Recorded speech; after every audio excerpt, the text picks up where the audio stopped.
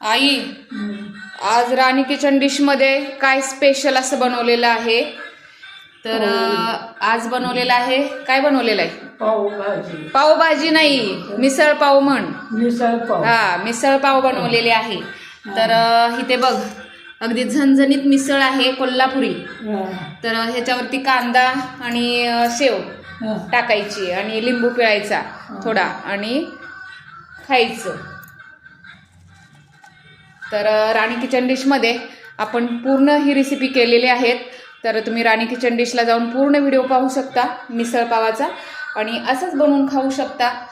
तर पाहू शकता तुपावरती पाव भाजलेले आहेत, चपातीसुद्धा आहे, शेव आहे, तरीची मिसळ आहे, कांदा कोथिंबीर आहे, लिंबू आहे. तर टेस्ट करून सांग कसं झालेलं आहे.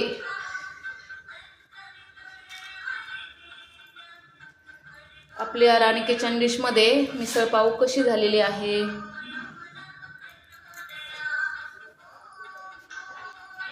चविष्ट झालेला आहे का? पावभाजी चविष्ट झाली. पावभाजी नाही, मिसळ पाव. मिसळ पाव छान झालेला आहे, चविष्ट. गावाकडे असं तुम्ही काही करत नाही नाश्ता पाणी, आहे की नाही? करतच नाही का. कालवण भाकरी एवढंच माहिती असतं गावाकडे. तर आईला आवडलेले आहे मिसळ पाव, छान असं. मग खाऊन घ्या आता पोटभर. तर मस्त खा, स्वस्त राहा. थँक्यू.